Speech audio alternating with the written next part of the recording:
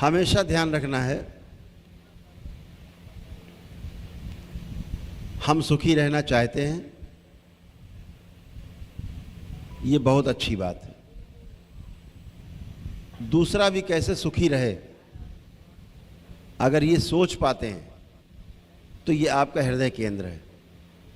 हम सुखी रहना चाहते हैं, ये हमारे मस्तिष्क का केंद्र है। दूसरा भी सुखी रहे, ये हमारे हृदय का केंद्र का वहाँ की आवाज़ है।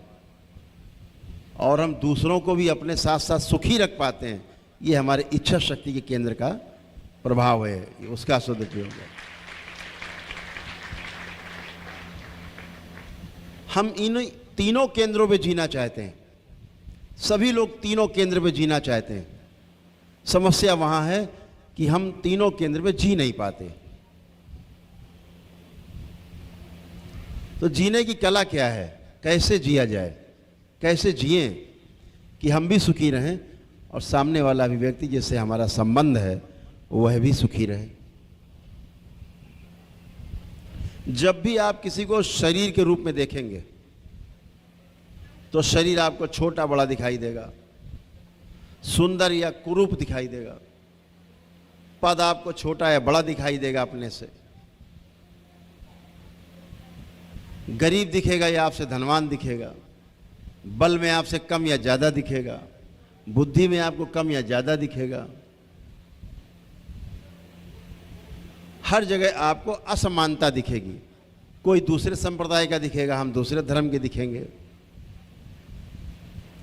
जहां आपने इस तरह से आकलन किया किसी सामने वाले व्यक्ति का, उस आकलन के आधार पर आपने उससे व्यवहार किया, हमेशा आप सुखी रह सकते हो सकता है कि आप सुखी रह पाओ, लेकिन सामने वाला कदापि सुखी नहीं रह सकता। यहाँ पर शोषण है। यहाँ पर जो एक महापुरुष लोग नारा देते हैं आजकल पूरी दुनिया में, एकदम गलत नारा। क्या नारा देते हैं? जियो और जीने दो। कितना अच्छा लगता है सुन के, लिखा रहता है कई जगह पे, जियो और जीने दो। एकदम गलत नारा है, उल्टा कर दो इसको, जीने दो फिर जियो।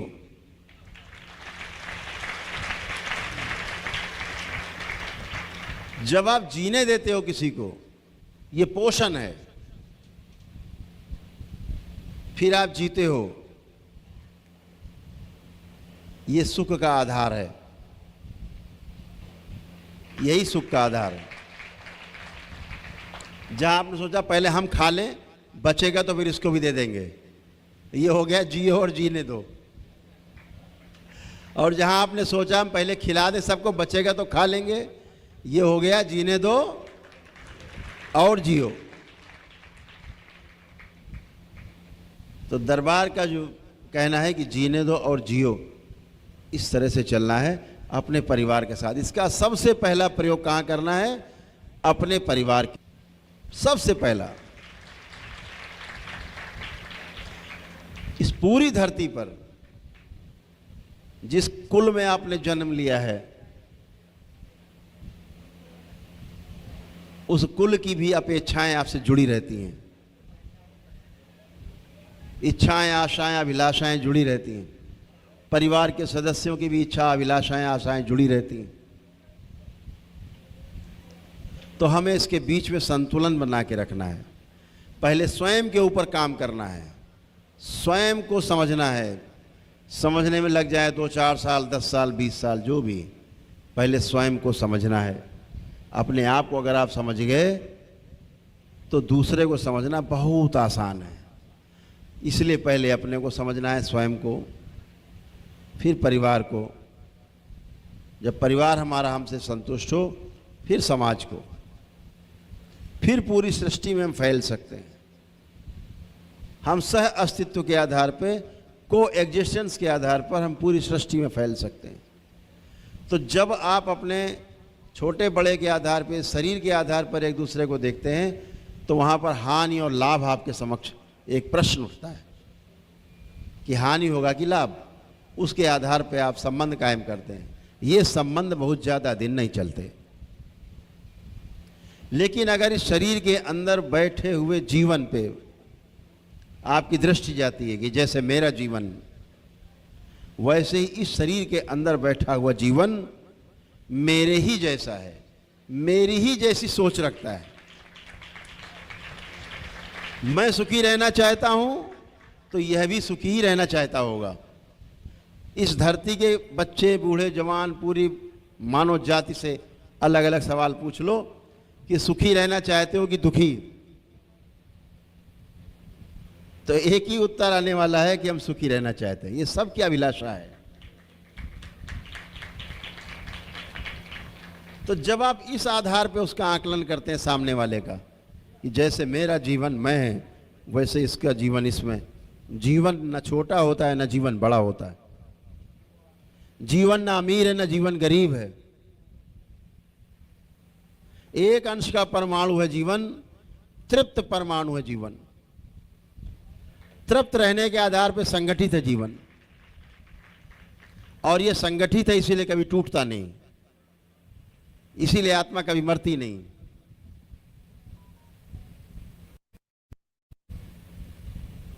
क्योंकि कंप्लीट है, इसका जो ऑर्बिट है वो कंप्लीट है। साइंस के आधार में बात करें तो बाकी सभी जितने ऑर्बिट हैं एटम के, परमाणु के, वो कोई भी पूरे नहीं हैं, आधे अधूरे हैं सब।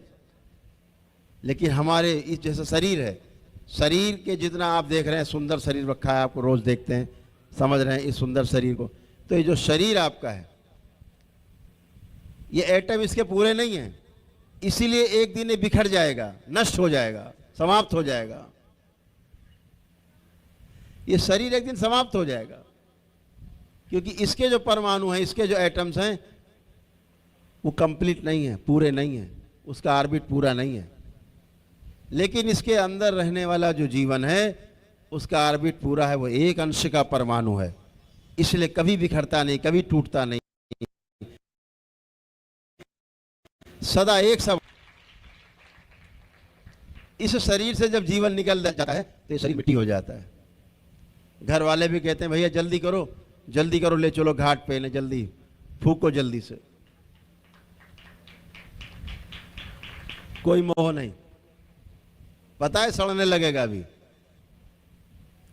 अगर ये सड़ता नहीं है तो केवल जीवन के साथ होने के कारण शरीर सड़ता नहीं है।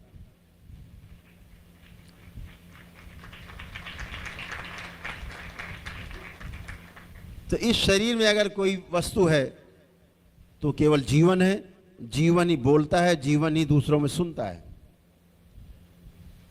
जीवन ही समझता है, जीवन ही समझ करके शरीर के द्वारा काम लेता है, कार्य लेता है। आहार, निद्रा, भय, प्रजनन, इसी शरीर के माध्यम से जीवन जब यहां प्रकट होता है शरीर के रूप में, तो अपने को प्रमाणित करता है जीवन। आपके अंदर जीवन है, आप बैठे हैं, सुन रहे हैं, समझ रहे हैं, कर रहे हैं, कर पा रहे हैं, देख पा रहे हैं, बोल पा रहे हैं, सुन पा रहे हैं, ये इस बात का प्रमाण है कि जीवन है। जीवन कभी प्रमाणित नहीं हो सकता अगर उसके पास शरीर ना हो। कोई भी जीवन प्रमाणित नहीं कर सकता अपने आप को जीवन को प्रमाणित करने के लिए एक मानव शरीर को धारण करना होता है। कुछ जीव जंतुओं में भी जीवन है, सब में जीवन नहीं है।